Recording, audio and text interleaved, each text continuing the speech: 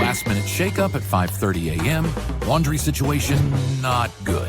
And when your focus is on helping your clients, it's easy to forget about yourself.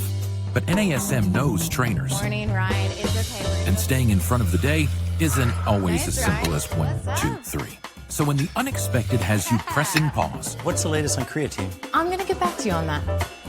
let NASM1 help you press play. Visit NASM.org to sign up for a membership today. You're listening to the NASM-CPT Podcast with Richey, winner of the Share Care Emmy Award for Social Storytelling and the official podcast of the National Academy of Sports Medicine. Hey y'all, welcome to the NASM-CPT Podcast. My name is Richey, and today I'm going into the mailbag and I'm pulling out a message that somebody sent me. I thought was pretty good. Emily K says, "Hi, I've been listening to the podcast and finished up my CPT program. I'm having a little trouble understanding programming using the OPT model. If someone in the hypertrophy phase is cycling back through the stabilization phase, how does one do it well without losing strength or gains? Is it treated like a deload week and then hop right back in? Or should they be doing a solid 2 to 6 weeks in the phase, in that phase period? I know there's undulating programs as well, but if someone has a push-pull split and decides to do a stabilization day on one and strength on another, etc., then is that worth, even if focusing on stabilization for one muscle group? Any clarity is helpful. This has been hurting my brain trying to understand. LOL. Thank you, Emily K. Well, Emily K, thank you.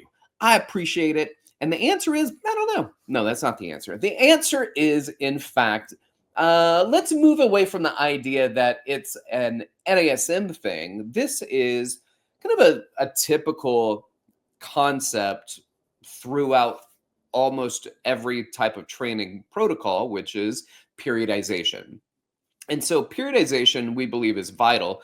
And some people have endurance, strength, and power. We call our stabilization endurance, where we're working on both of those things. So let's talk about two things. One, if I take my resistance down, so I've been going through the NASM OPT model. I go my stabilization endurance level, and then I go strength endurance. Now I'm in hypertrophy and max strength. And I'm spending extra time in hypertrophy and max strength. So I'm going 6 weeks in on hypertrophy. I'm going max strength. I might even be undulating those two back and forth from max strength days to hypertrophy days. Fantastic. These are all great options.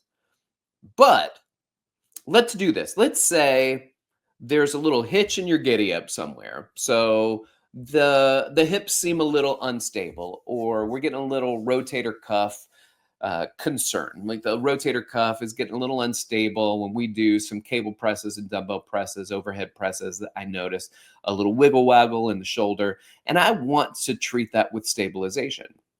Now, my concern is here that, well, I think maybe one of your concerns is, just because I'm trying to get my shoulder better, does that mean that the entire body goes back to the stabilization endurance phase? It doesn't have to. It doesn't have to. Remember, the OPT is a model to follow.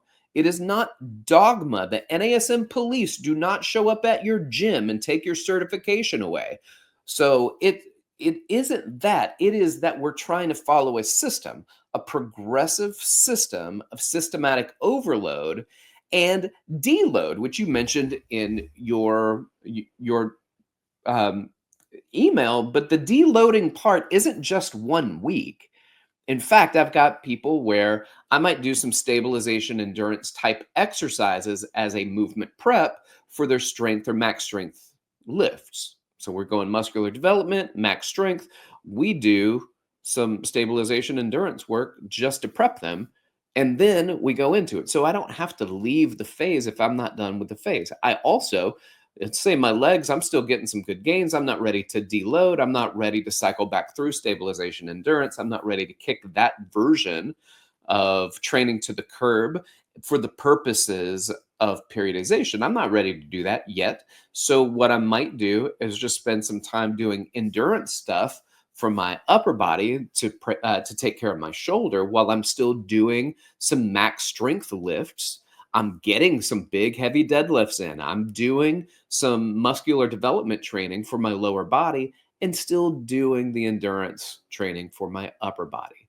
That is totally feasible. Now, are you going to pass questions on the test with that? No, because that's not the nuance that you will see in the textbook, and it is not what you're going to find black and white in the text or on the test. So when it comes to training, here's the model, an idealized version of what training will do to help support your clients. And then there's your client who isn't the ideal version. They're not the ideal version because of their body. They're not the ideal version because of their abilities. They're not the ideal version because of their attitudes. They're a person, and stuff gets in the way.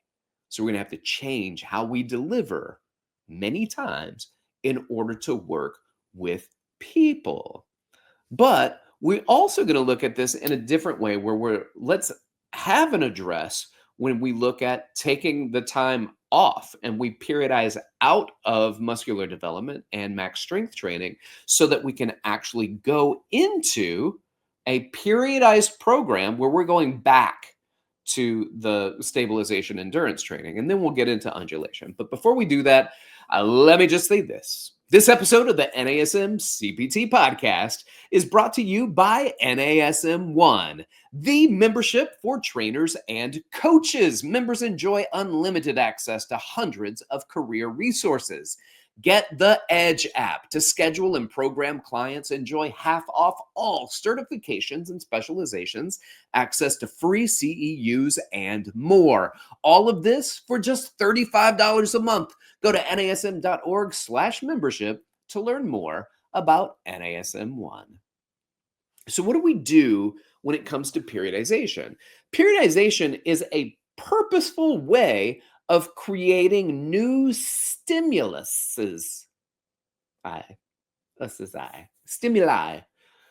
It is a purposeful way to create a new stimuli, because when your body gets used to something, it's really hard to make gains at something that you already do.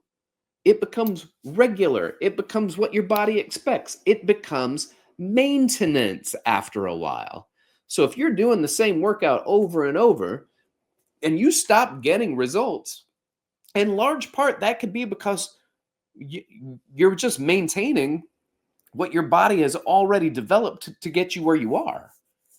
So by doing periodized programming, I can back off of my muscular development, or I can back off my max strength training, and I can go back to my stabilization endurance training, and I can work on my stabilizers, which may help me in my overall strength production. I'm pushing it to the very edge. If I take my stabilization endurance training, particularly the endurance portion of it, and I push, if it says, we're going to go 20 repetitions today, we go to 20 repetitions, not because we can do 30 repetitions, but because 20 is pretty much where I've gassed out. Are you going to lose any gains? No. Chances are you're not going to lose any gains, because we know that you can gain muscular size simply by doing endurance-based workouts.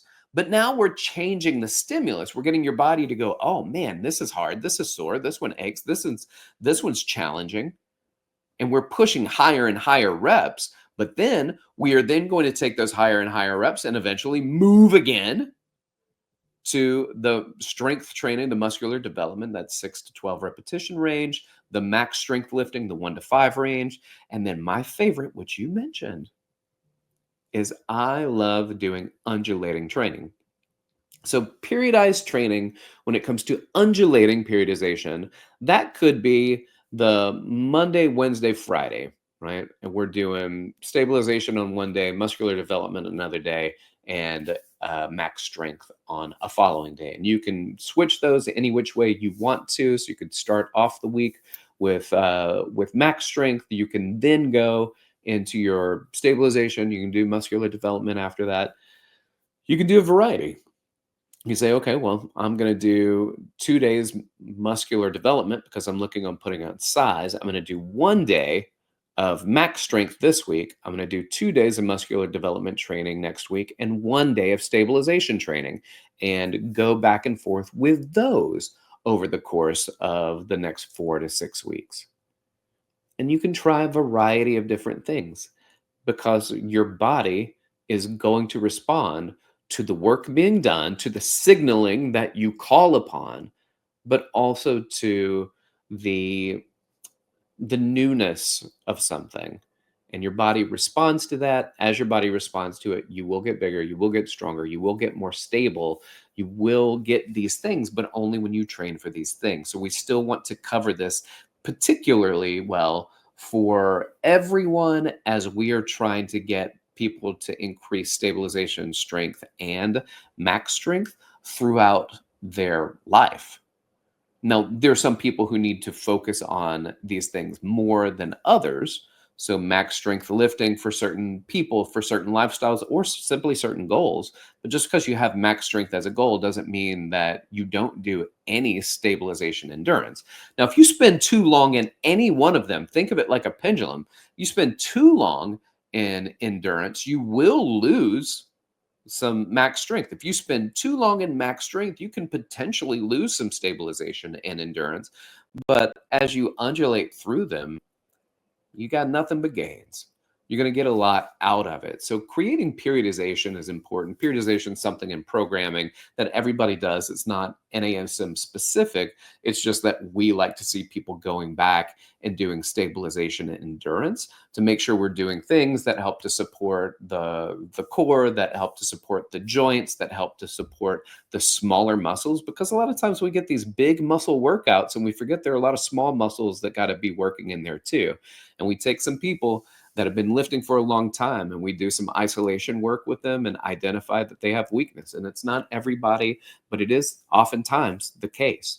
And when we see that, we think, well, maybe if you cycled back into endurance training a few times throughout the year, then you would build these stabilization muscles, and then it wouldn't lead you to taking more time off of some of your bigger lifting days. All right. Emily K., I hope this helps. And for those of you who are listening, I appreciate it. Thanks for listening. Like, subscribe, share with your fitness friends and family. Leave a comment, leave a review. I like all those things. Thank you so much for doing it. If you want to reach out to me, hit me up. You can do so by going to on Instagram. It's dr.rickrichey, or email me, rick.richey@nasm.org. Thanks for listening. Keep inspiring people to fitness. This has been the NASM CPT Podcast.